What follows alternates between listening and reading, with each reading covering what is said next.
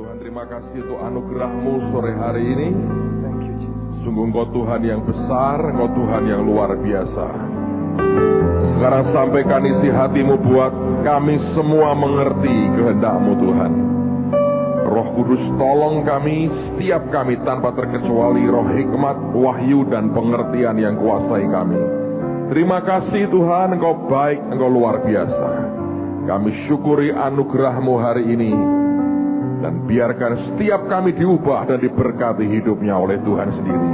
Dalam nama Tuhan Yesus, semua kita berkata, amin. Berikan kemuliaan buat Tuhan kita.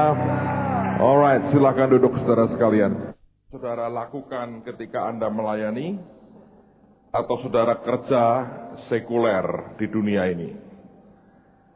Prinsip firman ini berlaku sangat universal. Jadi kalau Anda bisa nangkap prinsipnya, hukumnya, law-nya, aturannya, maka ini berlaku dimanapun saudara berada. Ada orang duduk di kursi VIP dengan saudara sendiri. Hanya Bapak Presiden yang boleh begitu. Prinsip firman itu berlaku universal banget. Artinya, kalau orang itu bisa memakai akan hukum-hukum firman itu di pelayanan, maka prinsip yang sama Anda masukkan di sekuler akan jadi. Sebaliknya kalau saudara itu gunakan prinsip firman juga ketika Anda di sekuler, Anda melayani, tapi yang digunakan bukan prinsip sekuler loh, prinsip kebenaran firmannya, maka otomatis juga akan berlaku hebat dalam pelayanan. Dunia ini kenal namanya Harvard University. Siapa yang belum pernah dengar namanya? Jangan angkat tangan, malu-maluin. Harvard University itu dimulai oleh sebuah lembaga pelayanan. Asalnya pertama itu sekolah Alkitab, seminari. Mereka bisa begitu berhasil. Lalu prinsip yang sama mereka kembangin. Hari ini semua orang kenal Harvard University sebagai salah satu perguruan tinggi terkemuka di dunia. Tapi asalnya sebetulnya itu sekolah Alkitab. Ada banyak contoh sebenarnya dalam kehidupan sehari-hari. Israel tahun 67 mereka berhasil mengambil kembali akan kota Yerusalem. Ada perang luar biasa yang mengangkat nama seorang jenderal terkenal dari Israel, namanya Moshe Dayan. Kalau Anda pernah dengar namanya, itu jenderal dengan mata cacat satu, sehingga dia pakai kayak Pirates of Caribbean, penutup mata gitu. Orang ini berkata begini, saya perang bisa begitu menang, dan menangan pokoknya lah. Dia berkata, saya buka Alkitab. Saya lihat prinsip perang di situ, saya terapin prinsip perangnya, dan dia berkata, dari situ saya meraih kemenangan besar. Dia tulis dalam buku biografinya. Dan Moshe Dayan, jenderal terkenal sekali di Israel. So, ada prinsip-prinsip di firman ini yang berlaku universal. Ketika Tuhan menciptakan dunia ini, Dia ciptakan tidak membagi itu antara ini kerohanian, ini yang sekuler. Tidak. Dia ciptain aja dunia. Artinya, prinsipnya satu yang dari Tuhan, itu satu. Tidak dibedakan antara yang sekuler dengan yang rohani. Pemahaman kita yang terbatas yang membuat kita berpikir bahwa ini dibedakan dua. Tapi sebetulnya tidak. Siapa yang pengen berhasil hidupmu? Angkat tangan tinggi-tinggi. Sekarang buka kitab Nabi Yeremia. Yeremia pasal yang pertama. Kitab Nabi Yeremia pasal yang pertama. Coba lihat mulai ayat yang keempat. Saya akan baca perlahan sampai dengan ayat yang ke-12 dari kitab Nabi Yeremia pasal yang pertama. Judulnya Yeremia dipanggil dan diutus. Firman Tuhan datang kepadaku bunyinya, sebelum aku membentuk engkau dalam rahim ibumu, aku telah mengenal engkau. Dan sebelum engkau keluar dari kandungan, aku telah menguduskan engkau. Aku telah menetapkan engkau menjadi nabi bagi bangsa-bangsa. Ini saja kalau sudah diucapkan hebat. Artinya Tuhan sudah ambil sebuah keputusan. Maka aku menjawab, Tuhan Allah, sesungguhnya aku tidak pandai berbicara, sebab aku ini masih muda. Tetapi Tuhan berfirman kepadaku, janganlah katakan, aku ini masih muda. Tetapi kepada siapapun engkau kuutus, haruslah engkau pergi. Dan apapun yang kuperintahkan kepadamu, haruslah kau sampaikan. Janganlah takut kepada mereka, sebab aku menyertai engkau untuk melepaskan engkau. Demikianlah firman Tuhan. Lalu ia mengulurkan tangannya dan menjamah mulutku. Tuhan berfirman kepadaku, sesungguhnya aku menaruh perkataan-perkataanku ke dalam mulutmu. Ketahuilah pada hari ini aku mengangkat engkau atas bangsa-bangsa dan atas kekerajaan-kerajaan untuk mencabut dan merobohkan, untuk membinasakan dan meruntuhkan, untuk membangun dan menanam. Nah, sampai di sini kalau Anda perhatikan, mandat Tuhannya jelas sekali. Yang Tuhan katakan, yang Tuhan perintahkan jelas. Sampai di mana batasannya jelas. Otoritasnya sangat jelas. Tapi antara mandat diberi, antara kemauan Tuhan dengan kenyataan, itu ada satu jembatan yang Anda harus lewati. Banyak orang mendapatkan visi. Banyak orang merasa ngerti yang Tuhan mau. Banyak orang berpikir, aku tahu ke depan ini yang aku mau tuju. Tetapi untuk menjadikan itu sebagai sebuah realita, ada satu bagian yang tidak boleh Anda lupakan. Itu jembatan harus Anda punya. Nah, jembatannya jembatan apa? Coba lihat ayat berikutnya. Sesudah itu firman Tuhan datang kepadaku bunyinya, apa yang kau lihat, hai Yeremia? Jembatannya bertanya, apa yang kamu lihat?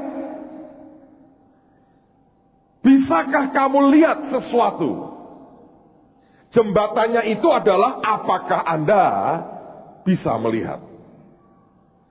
Nah, kita berkata begini, jawabku, aku melihat sebatang dahan pohon badam. Lalu firman Tuhan kepadaku, baik penglihatanmu, sebab aku siap sedia untuk melaksanakan firmanku. Jembatannya untuk menjadikan sebuah impian, sebuah visi menjadi kenyataan adalah, apakah Anda bisa melihat? Lihat apa, Pak? Lihat peluang, lihat pintu, lihat kesempatan yang Tuhan sediakan buat kita. Ada banyak orang punya impian. Ada banyak orang punya angan-angan. Ada banyak orang punya cita-cita. Tapi dia tidak mampu mewujudkan itu menjadi kenyataan. Sebab dia hanya terbuai dengan impiannya, dengan dreamnya, dengan mimpi-mimpinya. Tapi dia nggak bisa mewujudkan itu menjadi realita. Di mana masalahnya? Masalahnya matanya tidak bisa lihat. Dia bingung aja. Aku mesti ngapain ya? Aku mesti ngapain? Dia total bingung. Sebab dia tidak bisa melihat. Makanya sebelum Yeremia menjalankan mandatnya Tuhan, jadi orang yang luar biasa di hadapan Allah dan manusia, Tuhan cek dulu, dia berkata, apa yang kamu lihat? Bisa nggak lihat sesuatu? Dan seringkali kita nggak bisa lihat. Saya beri contoh, saudara. Saya beri contoh. Hari kedua ketika masuk sekolah, saya muter sekolah itu. Saya punya hobi baru setiap pagi. Jalan-jalan lihat anak-anak sambil mengingat masa lalu, saudara. Saya pernah seumur mereka, mereka belum pernah seumur saya. Jadi saya agak menang di situ aja sebetulnya. Saya datang ke areal tempat anak-anak playgroup main di situ. Saya dengar cerita terjadi hate and love relationship antara dua anak pendeta kita, Mr. Davis and Mr. Joje, saudara. Mereka bisa peluk-pelukan dan pukul-pukulan dalam menit yang sama. Itu ajaibnya anak-anak. So, saya jalan aja, saya lihat. Ya, halo Davis. Dia tahu dirasani, dia tahu. Saya lihat pemandangan yang aneh. Saudara bisa lihat itu dan tidak merasakan apa-apa. Anda bisa lihat, tapi Anda lihat sesuatu. Saya beri contoh. Dua anak kecil lagi jalan. Rupanya ini teman sekelas. Yang satu namanya Doni. Lebih tinggi sedikit. Yang lebih kecil lagi, temannya digandeng sama Doni. Nangis. Nangis, saudara. Dan ini teman baik loh. Ini teman ini baik banget. Yang nangis digandeng, diajak ke sana, gandeng lagi, diajak ke sana, diajak jalan ke sana, ujung sana, tetap nangis. Nah, saya lihat pemandangan itu, saya bilang, kenapa ya? Kok anak kecil ini nangis? Tapi saya berpikir, ya ada banyak juga anak-anak yang nangis. Kalau Anda lihat di playgroup itu lucu-lucu. Ada yang mami gitu ya. Ada yang digendong maminya, ada yang segala macam, ada yang digendong bapaknya, diangkut begini, masukin sekolah, jubrak, tinggal pergi, tinggal pulang. Aneh-aneh lah, Anda lihat banyak yang aneh-aneh. Ada yang datang pakai celana tidur, dilorot celana, ganti seragamnya, ada juga. Itu masih dalam batas oke, saudara. Banyak yang aneh-aneh Anda lihat. Banyak yang aneh-aneh. Ada yang gaya, pakai tas digledek begini, bukan gaya. Kosong, nggak ada apa-apanya. Ada yang begitu. Pokoknya Anda akan lihat semua tingkah anak-anak di situ.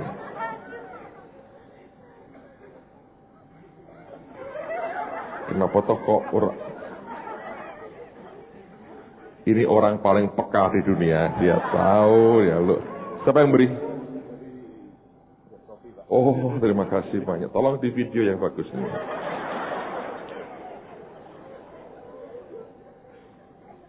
Enak tuh, saudara.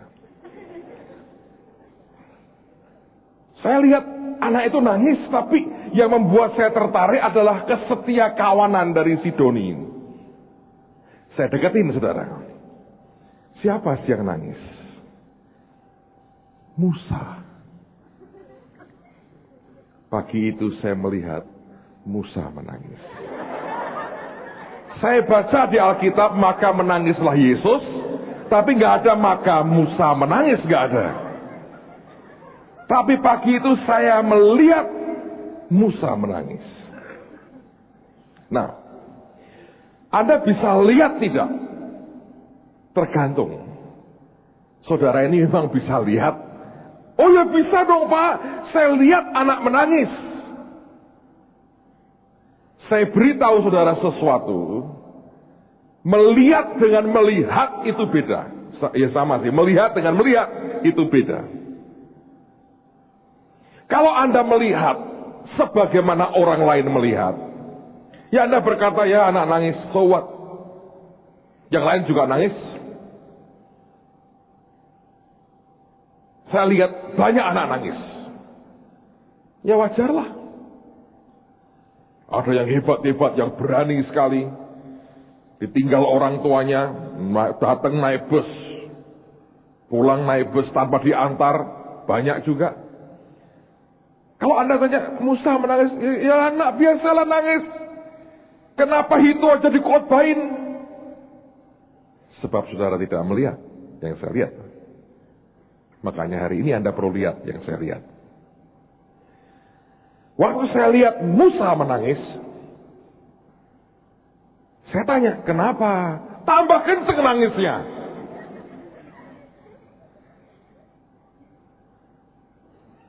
Tapi saya tertarik pengen ngerti, kenapa Musa menangis.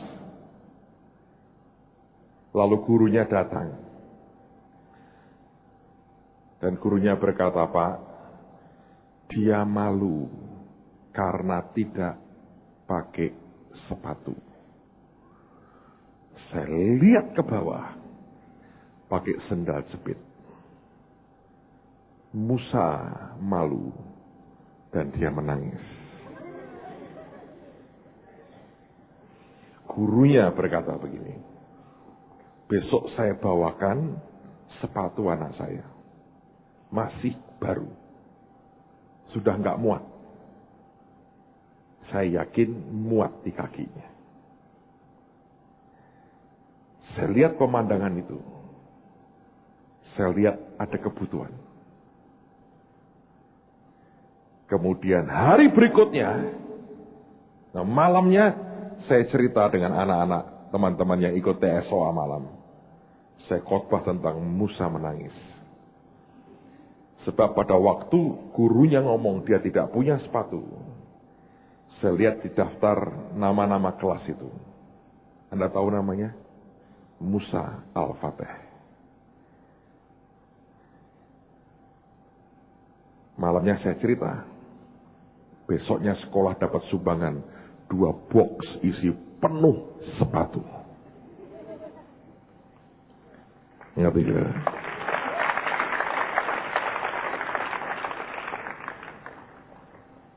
Sehingga banyak Al-Fateh lain yang pakai sepatu. Saya masih lihat banyak sih di situ. Hal-hal yang mungkin orang lain tidak bisa lihat. Tapi itu jembatannya. Dari sebuah pemandangan yang mungkin puluhan orang lihat hari itu, tidak menghasilkan 2 box sepatu.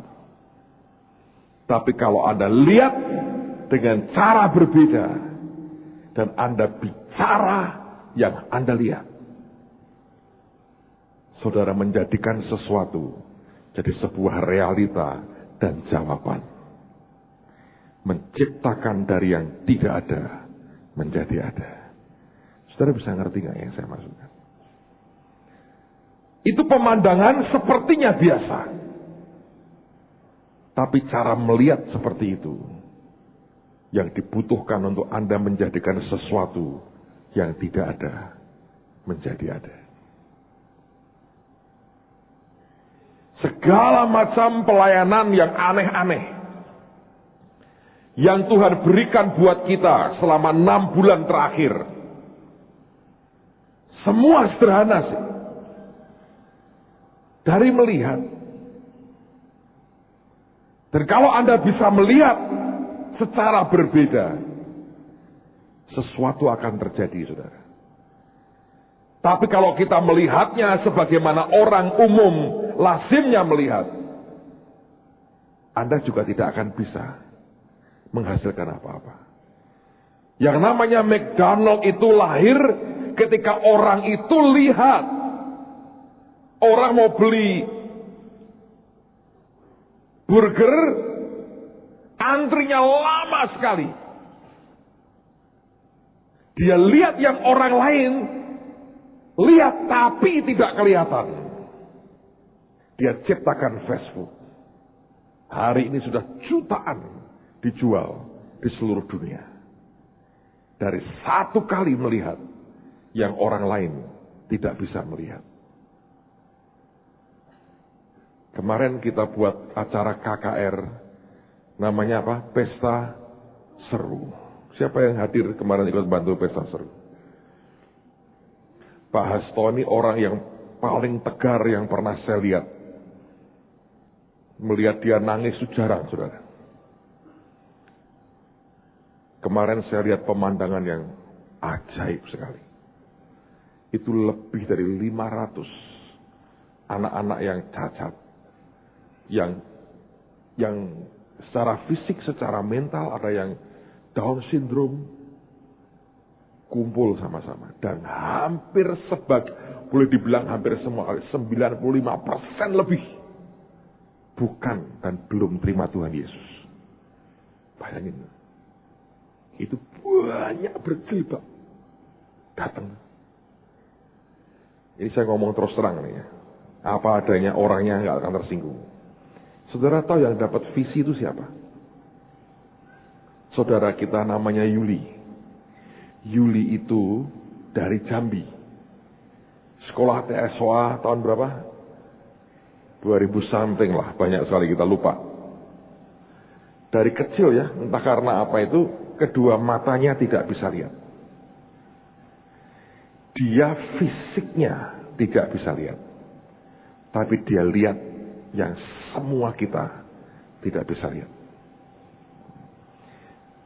Beberapa teman tanya saya, Pak, ini ngumpulkan dari mana? Saya nggak tahu. Pokoknya kemarin lebih dari 500 kumpul di Dekoning. Coba saya mau tanya, melihat mana dia dengan saudara? Saudara saya ajak mikir sederhana sekali. Kalau mau tahu bayangin ya, malam ini sampai besok malam 24 jam aja, tutup matamu. Terus Anda cari jiwa. Gimana caranya?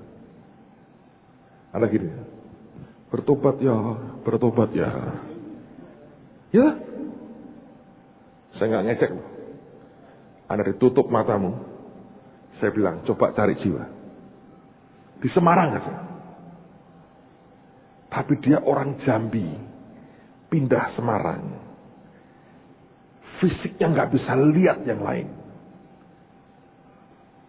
Lebih dari 500 orang dikumpulin. Dia bisa membuat drama. Saya tahu dibantu banyak teman. Suaminya main jadi badut. Ajaib. Bisa tuh. Dia lihat yang orang lain tidak bisa melihat. Yeremia ditanya, apa yang kamu lihat? Dan Anda harus mengerti satu hal, Alkitab berkata, without vision, people perish. Tanpa visi, umat itu binasa. Jadi kalau ke depan ini kita nggak bisa lihat yang mestinya kita lihat. Itu orang sedang sebetulnya mati pelan-pelan tuh. Yang namanya mandatnya Tuhan yang dibaharui tidak dapat. Anda hanya meneruskan apa yang lama tanpa pernah mengerti ke depan ini mau ngapain.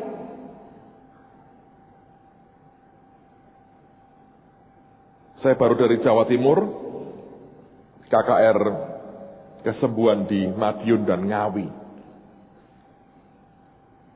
Ya ada banyak hal lah saudara, kesembuhan Tuhan kerja dahsyat banget. Para pendoa ngalami banyak. Pak Victor dikunjungi, diganggu lagi. Entah kenapa dia Pak favorit, tadi Pekalongan juga gerok kasurnya.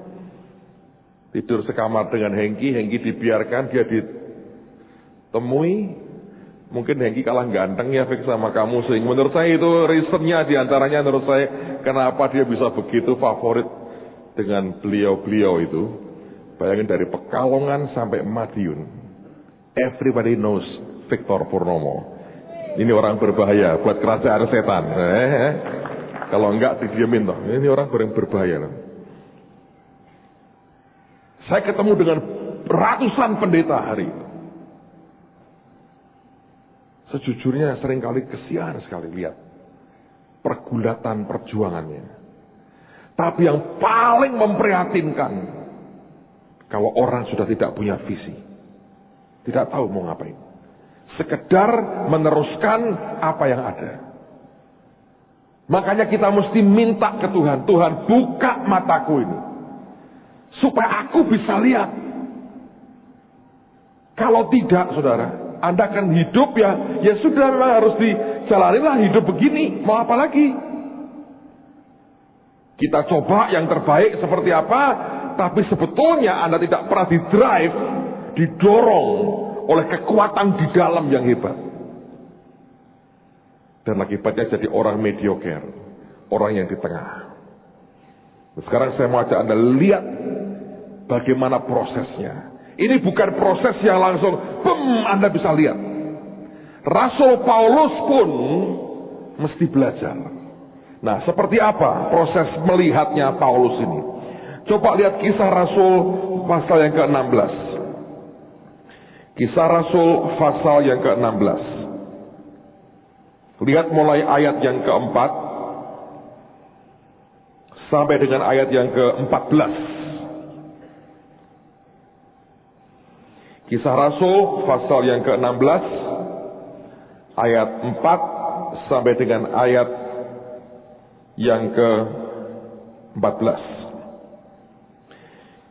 Judulnya Paulus menyeberang ke Makedonia.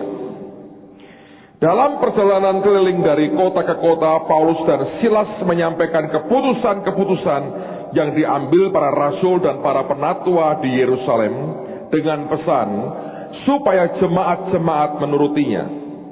Demikianlah jemaat-jemaat diteguhkan dalam iman dan makin lama makin bertambah besar jumlahnya. Mereka melintasi tanah Frigia dan tanah Galatia karena Roh Kudus mencegah mereka untuk memberitakan Injil di Asia. Saudara dengerin ya, banyak orang itu naif.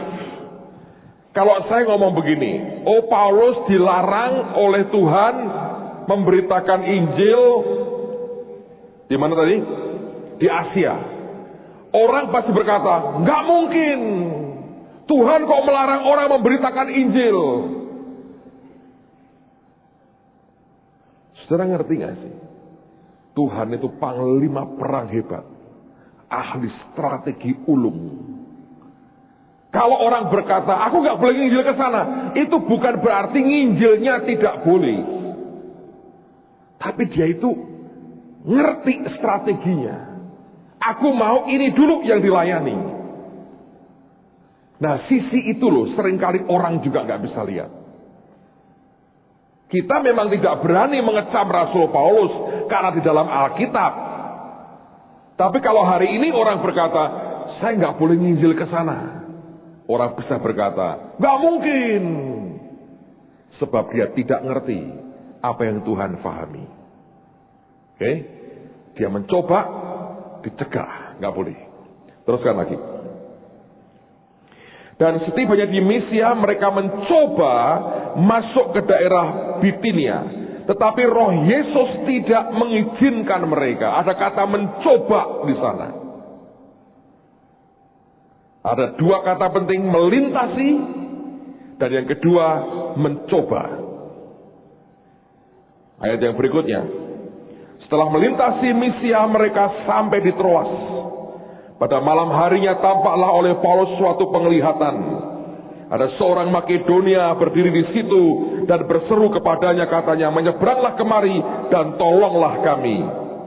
Setelah Paulus melihat penglihatan itu, segeralah kami mencari kesempatan untuk berangkat ke Makedonia.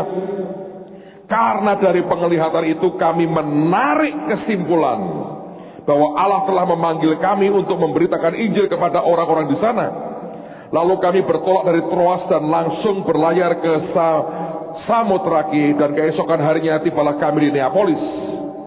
Dari situ kami ke Filipi, kota pertama di bagian Makedonia ini, suatu kota perantauan orang Roma. Di kota itu kami tinggal beberapa hari, 13. Pada hari Sabat kami keluar pintu gerbang kota, kami menyusur tepi sungai dan menemukan tempat sembahyang Yahudi yang sudah kami duga ada di situ. Setelah duduk kami berbicara kepada perempuan-perempuan yang ada berkumpul di situ. Seorang dari perempuan-perempuan itu yang bernama Lydia turut mendengarkan. Ia seorang penjual kain ungu dari kota Tiatira yang beribadah kepada Allah. Tuhan membuka hatinya sehingga ia memperhatikan apa yang dikatakan oleh Paulus. Ada beberapa tahapan dan ini proses yang Anda harus lewati. Satu, melintasi, melewati. Mau tidak mau, hidupmu itu harus lewati, jalani. Ada saat di mana Anda belum lihat, di situ Anda jalani. Waktu Anda harus sampai ke tahap melintasi, engkau belum mengerti apa-apa. Cuma berkata, Tuhan dengan iman tolong aku. Dan sebetulnya seringkali Pak Yusak ngajar itu bagus, dia berkata, paksakan rencanamu dalam hidupku. Itu kalau Anda nggak ngeliat pun, dipaksa Tuhan ke arah yang benar. Sejujurnya, ketika pertama kali saya disuruh dipaksa Tuhan buka gereja ini juga nggak tahu tuh suruh ngapain. Ada teman marah sama saya, ini visi gerejanya apa? Nggak tahu, itu loh gereja itu di Jakarta, hebat. Semua jemaat yang ngerti visinya mau kemana. Saya berkata, saya harap aku bisa begitu. Tapi aku nggak bisa ngarang-ngarang visi. Jadi maafkan saya. Dia ngamuk, dia bilang, nggak akan maju gereja begini. Ngawur, ini segala macam bla bla bla bla bla bla bla. Tapi memang itu tahap melintasi. Abraham dikatakan, pergi, nanti aku berikan tanah perjanjian. Kemana? Nggak tahu. Nyata. Tidak pernah jelas suruh kemana. Musa misalnya, ayo kembali ke Kanaan. Lewat mana? Tidak pernah jelas. Setiap hari dia beri tiang awan, tiang api. Tiap hari Tuhan ngomong mau kemana, baru mereka ikut. Tapi schedule-nya mau kemana, nggak pernah jelas. Ada saat dalam kehidupan kita masuk tahap yang pertama, melintasi. Ya sudah, lewati aja. Jangan bengong. Apa yang bisa engkau buat, engkau buat. Yang terbaik bisa engkau buat, engkau buat. Di saat orang kamu nggak punya visi, belum kelihatan. Tapi tidak ada satu hari yang kita biarkan kita nganggur. Salah kalau Anda menunggu dulu jelas baru Anda bergerak. Nanti tahap itu akan muncul. Tapi kenyataannya semua orang harus melintasi. Tapi memang kalau melintasi sampai mati, ya itu ada something wrong gitu saudara. Aku gak pernah kita apa-apa. Ya aku pokoknya melintasi terus begitu. Come on. Yang penting banyak orang gini, ya saya nggak nunggu. Nah jadilah pertapa sana di Gunung Lawu, nunggu di situ. Waktu kita itu berharga. Kalau Anda dengar ngenteni, nggak akan datang nggak? Apa yang Anda mau tunggu? Apa yang bisa engkau buat, engkau kerjakan. Terbaik engkau bisa engkau lakukan. Itu Alkitab cerita. Suku Benyamin punya berapa ratus orang yang kidal, yang bisa mengumban, main ketapel, main mengumban itu. Satu surai rambut kuda itu loh, tidak meleset. Bill Wilson pernah khotbah, itu bukan orang kidal itu. Itu orang yang tangan kanannya cacat karena perang.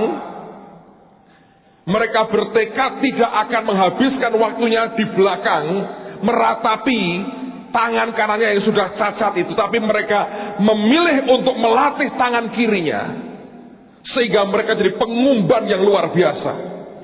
Sasaran setipis rambut, tembak kena, tidak meleset. Hidup Anda dan saya begitu dong. Apa yang harus dilintasi? Kalau Anda sekolah yang benar. Jangan di sekolah berkata, Pak Guru, saya belum mau sekolah. Kenapa? Belum ada penglihatan. Ya saudara, ngentek ke waktumu toh ya. Yang bisa dibuat-buat, percayalah, nanti Tuhan akan tunjukkan yang besar. Di saat dia berkata, dia setia kepadaku. Untuk lihat sesuatu yang besar dalam mata rohanimu, mahal harganya. Lewati, lintasi jalan dengan Tuhan. Yang bisa engkau buat dulu. Yang penting hatimu benar. Kalau ngaco pelayanan sambil cari jodoh segala macam, nah itu Anda urusannya lain itu nanti. Tongkat Musa yang datang, saudara. Tapi kalau hatimu benar nih, lurus nih, kerjain. Kalau salah Pak, nanti dibenerin Tuhan. Dan tidak pernah ada orang sempurna, nggak ada salahnya, itu nggak ada. Kalau hatimu tertuju ke Tuhan nih, pengen yang bener nih buat Tuhan, Dia pasti akan tolong saudara. Dia bukan Tuhan kejam kok. Tenang aja, Dia butuh kita. Dan Tuhan mau kerjasama dengan kita. Setelah Anda melintasi beberapa saat, Anda akan harus mencoba. Coba. Ketika nanti jam terbangmu makin lama makin banyak, mesti coba. Apa ya? Apa ya? Coba. Tanyakan nih. Apa nih? Apa ini? Kita lagi banyak hal yang dibuat. Pak Ardian sering tanya sama saya, apalagi ya? Apalagi ini? Apalagi? Kita coba apalagi? Salah nggak itu? Enggak. Harus coba. Dan Agustus nanti kita mau buat Pesta Rakyat Merdeka. Apa itu? Pasar malam ciri-cirian tingkat kampung. Ada satu kampung di Semarang ini kita mau masuk 2 hari. 2 hari penuh. Kaum mudanya kita beri seminar narkoba. Sorenya kita buat karnaval. Marching band, badut kita keliling kampung. Anak kampung suruh buat karnaval. Kita kasih hadiah toh yang berpakaian paling oke. Ya kan? Malamnya kita buat toko rakyat pasar murah. Anda boleh terlibat kalau Anda bisa jual barang murah. Nggak sampai lebih dari Rp1.000 per item. Anda boleh daftar ke Pak Ardian. Pak, saya bisa Pak, kaos bola cuma Rp995. Boleh daftar ke Pak Ardian. Apalagi 1.003. Siapa tahu bisa. Karena kita perlu mujizat. Anda yang suka mendatangin barang dari Cina itu kan murah-murah tuh. 103 tuh kadang-kadang. Apa Pak? Tusuk gigi misalnya loh ya toh. Apapun lah. Pokoknya rame berkati orang. Sewunan tuh kampung kumpul. Kita kasih panggung boneka. Kasih live music. Rema kan punya apa? Panglipuran. Nah, itu panglipuran yang keluar. Nanti diisi dengan kesaksian hidup. Orang-orang yang punya kesaksian hidup yang menyentuh hidup orang lain. Mereka cerita hidupnya. Kasih potong rambut gratis. Kasih lagi keramas. Ada siapa yang buat grup keramas? Mana grup keramas? Udah tinggi dong. Ini orang-orang aneh, saudara. Keliling ke kampung-kampung, ngeramasi anak-anak. Betul tuh, banyak anak tidak suka keramas. Kalau saya dibasahi rambutnya, disyamponi gini, 1/2 jam tuh ya harus ya. Tinjili ini. Cuyak-cuyak, rapi kepalanya dalam nama Tuhan Yesus. Bayangin. Campur semua. Pengobatan gratis, segala macam lah. Potong rambut, segala macam. Kita bisa buat pasar malam. Buat apa sih saudara? Penginjilan. Tanggal 18 nanti, Youth ini punya acara spesial. Ya. Namanya apa Pak Enggi? Football apa? Football lovers. Oke, saya meat lovers. Oke, football lovers. Roni Pati Nasrani akan datang. Ya, Pak, saya tidak kenal dia. Percayalah Anda tidak tahu. Zaman saya muda, ini orang hebat sekali. Sekarang sudah tua. Tapi dia akan ikut bantu kita, ikut jadi pelatih kepala. Kita mau buat sekolah sepak bola. Sekolah sepak bola. Masuk keluar kampung kita nanti. Buat kambing cup. Ada kambing. Oh anjing. Nanti Anda lihat. Pak, kenapa pendeta ngurusi bal-balan? Sebab saya lihat yang Anda tidak lihat. Anda kan hanya soal main. Itu kita ini banyak pemain futsal. Tingkat RT. Sabtu tuh main jebret. 9-0, 12-0 gitu. Karena tidak ada lawaknya, jadi golnya tetap jualnya terus. Itu bagus sih buat olahraga. Tapi kalau cuma balik tendang, nggak bagus. Mesti semua kaitannya dengan kabar baik. Tadi training apa Pak yang terakhir tadi hari ini payet ya, selesai jahit segala macam, luar biasa. Kita buat banyak hal, tapi mesti coba apa? Coba aja. Semua kalau enggak seorang nanti gini orang itu ngomong tok komentar nanti begini susah lah begini, kamu tidurlah. Kita mesti lewati, lintasi. Nanti ketika Anda jalan, lama-lama itu Anda akan berkata, iya ya. Seperti orang sekolah. Seperti anak. Bayi tidak pernah atau diajari, halo ayah, ini adalah tata bahasa Indonesia. Ini subjek, ini apa? Aku murah mudeng bahasa Indonesia tuh saudara. Gak ada tuh bayi kok diajari bahasa Indonesia tuh gak ada tuh. Bisa ngomong sendiri gak? Bisa. Itu Davis kalau cerita sama saya, ya tak pukul begini, terus tak tendang begini. Siapa yang ngajari? Pak Hengki pasti gak pernah ngajari lah. Ada tuduhan papahnya yang ngajari, enggak lah. Tapi itu orang kan, loh coba ya, itu kan anak, Anda cuma kasih makan nasi, saya ngomong, nggak mudeng. Tapi itu kan dilewati waktu-waktu itu. Nanti dia akan ada proses mencoba. Dari apa yang dia lihat, dia coba ini, coba itu, coba jalan, coba makan, coba ini, coba itu. Sampai coba makan durian, itu udah tahapannya sendiri. Dicoba bisa gagal nggak? Bisa gagal. Paulus itu loh, melintasi ya dicegah, mencoba dilarang, bisa nggak? Bisa. Tapi itu biasa. Yang penting dicoba. Mana ada sih orang langsung berhasil? Bohong lah. Nah, nanti dari semuanya itu akan ada sebuah titik.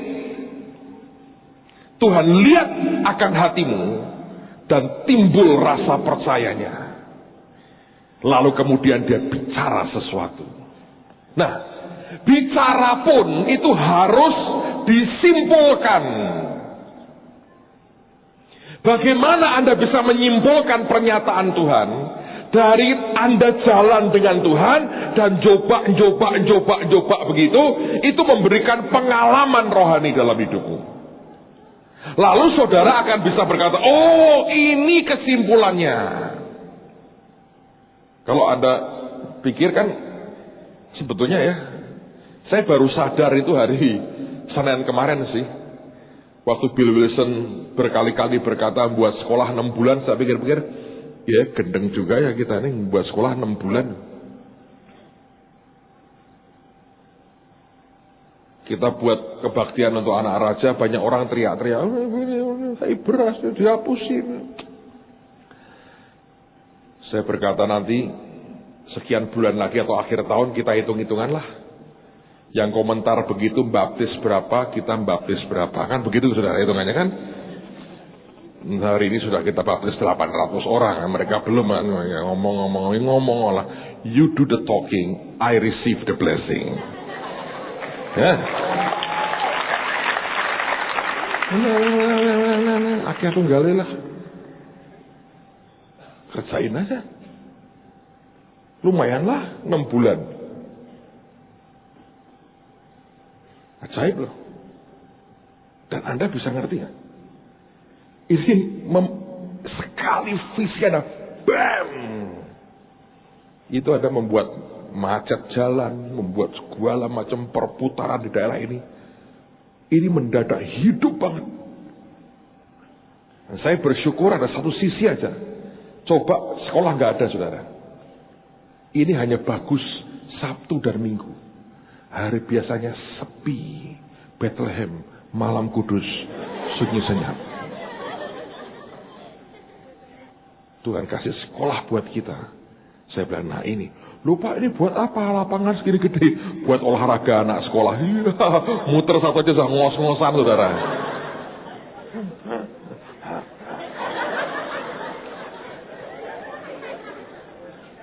Bagus kan? Gurunya jadi baik-baik. Muter aja sekali. Wah. Kalau soal lain kan 7 kali. Enggak, ini sekali aja muter. Pingsan. Banyak loh, Anda bisa. Ajaib loh saudara. Ajaib.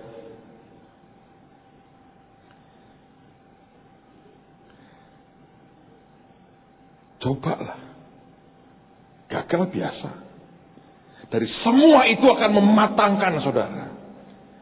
Lalu Anda akan bisa menyimpulkan. Begitu kau nyimpulkan Tuhan maunya begini, Anda jalan masuk, Tuhan buka hati orang untuk dengerin saudara. Dan melakukan seperti yang Tuhan mau. Nah, jembatan untuk bisa melihat itu loh saudara. Saya berdoa Anda semua punya. Kalau tidak, repot. Lupa kita kan, sebetulnya ya, nggak ada pertentangan antara Anda mau merencanakan dengan Anda supranatural itu nggak ada. Semua itu bareng jalannya. Anda merencanakan kalau Tuhan nggak suka ya gagal. Habisin duit, habisin semua, hancur nggak ada apa-apanya. Alkitab berkata jikalau bukan Tuhan yang membangun rumah, sia-sia usaha orang membangunnya, ya. Tapi itu ngerti ini Tuhan. Butuh proses. Saya cerita gini, ada pendeta bilang, Pak, tapi kan bisa salah. Iya.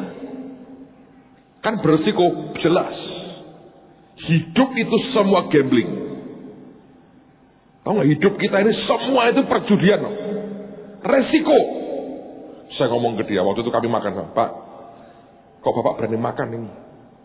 Bapak sudah periksa ke laboratorium, tidak ada racunnya. Jangan-jangan ada arsenik loh Pak, kayak almarhum Munir, nanti Bapak bisa.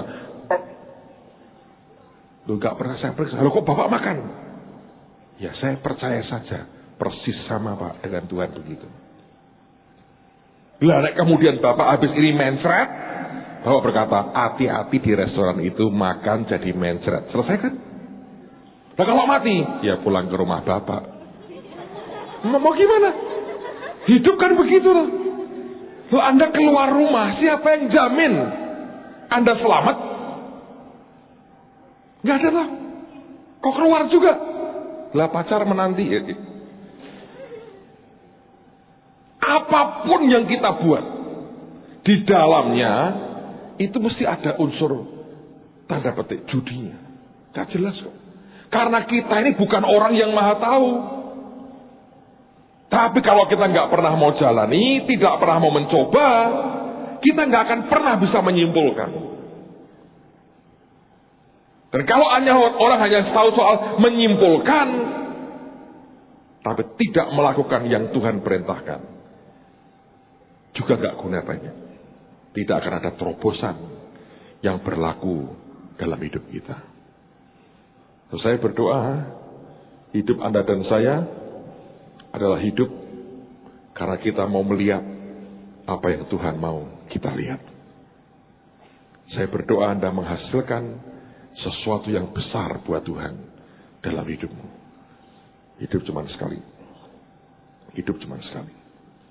Nehemia bangun tembok Yerusalem. Musuh-musuhnya berkata begini, ayo kamu turun, kita turun ke lembah Ono dan kita bicara. Bill Wilson khotbah bagus. Banyak orang itu negatif, membawa kita ke lembah Ono. Oh no, oh no, dia berkata harus oh yes. Jangan oh no, kakak anak raja, oh no, duitnya piro, oh no, nanti orang marah, oh no, anak-anak buat KKR Internet Indonesia, oh no, anak-anak repot, nanti ngompol di sini, oh no. Oh no, no way, saudara. Kita harus oh yes dengan apa yang Tuhan mau. Coba mikir positif lah, lihat ke depan. Dan saya mau tantang anak-anak youth di sini. Yuli sudah buat KKR 2 kali dengan mereka yang penyandang cacat. Anak-anak kecil sudah banyak. Orang-orang di luar saudara sepupu banyak. Anda ngapain di sini? Stu datang begini-begini, enggak seru, saudara. Gedung ini Anda harus penuhi. rumahku harus penuh. Gak usah nunggu diperintah siapapun. Cari Tuhan. Bilang, Tuhan, di luar ada banyak orang menjerit butuh Tuhan Yesus. Kenapa Anda tidak buat sesuatu bagi Tuhan? Dan hidupmu, masa mudamu, Anda dedikasikan bagi Tuhan. Saya melayani Tuhan saat saya umur 17 tahun. Tidak satu hari pun Tuhan mengecewakan saya. He never let me down. Dia tidak pernah kecewakan saya. Dia Tuhan yang luar biasa. Dia Tuhan yang ajaib. Amen, saudara. Ayo berdiri sama-sama. Berdiri sama-sama.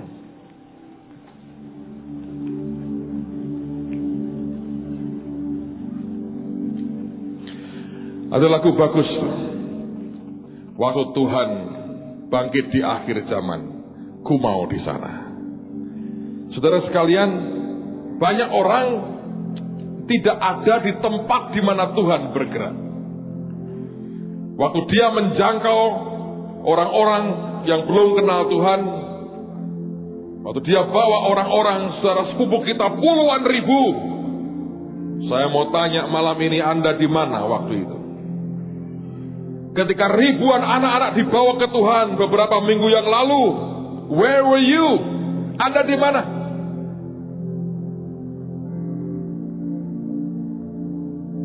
Ketika sekolah mulai dibangun dan Tuhan ngomong bangun sekolah, where were you? Anda di mana waktu itu? Ketika roh Tuhan sedang bergerak memberkati kota ini, banyak orang dimenangkan. Di mana kita hari itu? Lagu ini selalu berkata, ku mau di sana. Jangan sampai Anda dengan Tuhan patah hati berkata, engkau di sana, aku di sini, saudara. Saya berdoa Anda di tempat di mana Tuhan berada. Dan saya berdoa apapun yang dia bawa, yang dia lagi kerjakan, Anda di sana. Bill Wilson pernah khotbah tentang Obed Edom. Dimanapun ada Obed Edom, jaga tabut, keluarga Obed Edom di sana. Jaga pintu gerbang, keluarganya di sana. Apapun yang dikerjakan, Obed Edom di sana. Sebab dia mau di tempat di mana Tuhan berada. Ketika dia menjangkau waria, where were you? Anda di mana waktu itu? Ketika rumah singgah dibangun, kita punya 18 rumah singgah hari ini. Where were you? Anda di mana waktu itu? Saya berdoa, mulai hari ini Anda di tempat di mana Tuhan bekerja. Kalau hari-hari ini Tuhan mau jangkau lagi orang-orang muda, saya mau tanya, di mana Anda akan berada hari itu? Apakah Anda akan dibawa di sana orang-orang yang membawa kegerakan di setiap sekolah, di kampus, di tempat di mana engkau tinggal, di kampung saudara, di keluarga saudara, di teman-teman? Anda akan di mana hari itu? Atau Anda hanya mau get along dengan somebody yang tidak jelas arahnya, dan Anda hidup dengan maumu sendiri? Saya berdoa kita ada di tempat di mana Tuhan ada. Kita ada di tempat kegerakan itu ada. Kita tidak mau ketinggalan. Come on, hands up.